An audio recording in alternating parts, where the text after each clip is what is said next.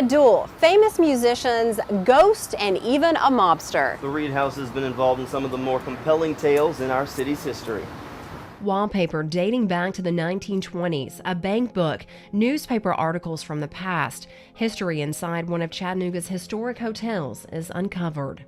Yeah, so there's been tons of artifacts that have been found just in various locations that really help you kind of date the hotel and see where it was in various phases. The glass, moldings, and high ceilings in the Silver Ballroom will take you back to a time reminiscent of something out of The Great Gatsby. We want to take it back to its heyday.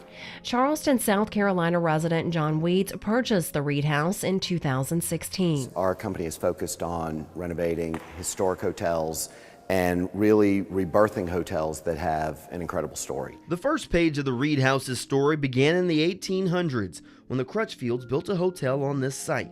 Later, it was converted into a hospital and it burned to the ground. Then in 1872, the site was purchased by Dr. John Reed and another hotel was built. Reed's son took over in 1921. And his son had visions of building the hotel we're sitting in right now. Reed's son's visions soon became reality. In fact, the Reed House is the longest continuously operating hotel in the Southeast. Currently, the hotel is under major renovations, preserving this history and paying very close attention to what many consider hidden details. The family crests for both Crutchfield and Reed are still in the front lobby of the hotel. High atop these vaulted ceilings, their memories remain. The Russian walnut that's in the lobby, to take the incredible ceiling and have artisans touch up every piece of plaster. Crews have spent countless hours and millions of dollars to bring this history alive, while learning more about the guests who have graced these halls. We've had former presidents that have stayed in the hotel. There was actually a duel in the lobby. A duel Weeds says involved then President Jefferson Davis. And literally guns were drawn in the lobby, and it's been documented. And you know, when I read the first account of it, I was like, okay, but then there's been about 15 accounts of that day, and literally a duel occurred in the lobby. But that's not the only strange occurrence that happened inside these walls. Talks of murder and ghosts.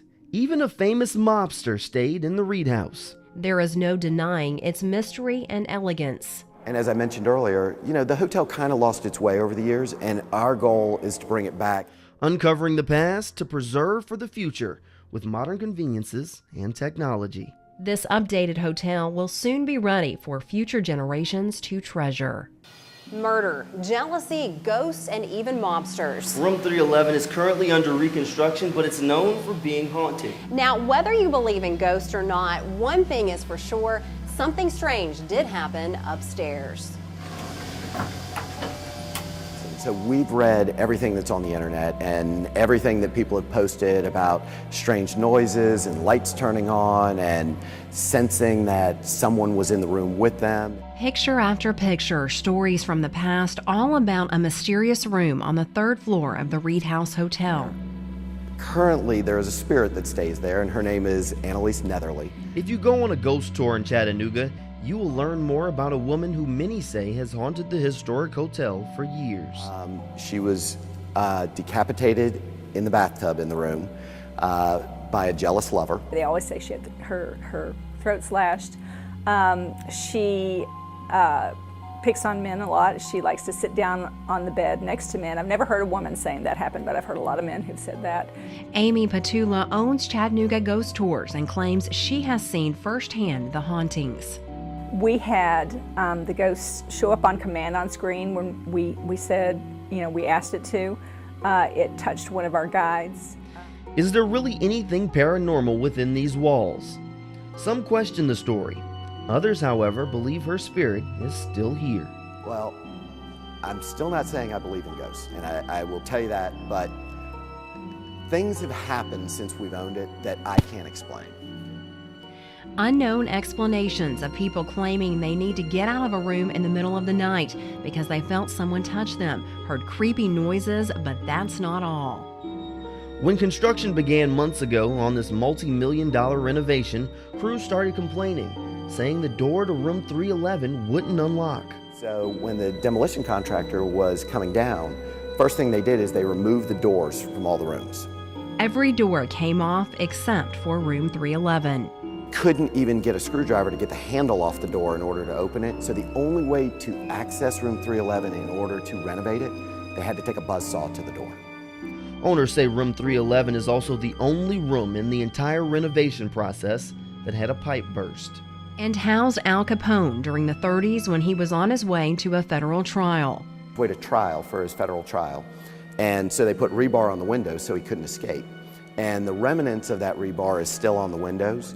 The bars were removed years ago, but hotel owners plan to replace them before the renovations are completed. We have checked article after article to try and confirm Capone's experience at the Reed House Hotel, but have come up short. But why 311? Why so many strange occurrences in one hotel room? No one really knows, but just walking into the hotel lobby, you get a sense of history, mystery, and a little bit of an uneasy feeling, even in the well-known Silver Ballroom. But here was this figure in the mirror in the Silver Ballroom, which if you look online, there's a ton of reports of hauntings in that room with things specifically showing up in that mirror. And there's a man there, right in front of us. It was two women from the Reed House that were taking me around. They were standing right next to me. There's no way, there was no one there that could have shown up. Creepy? Maybe. Now developers are hoping to preserve the haunted history for years to come, giving hotel guests an experience they may never forget. Hedemega has a lot of history, and I think it's terrific that the different places in the city around are promoting that instead of shoving it under the rug.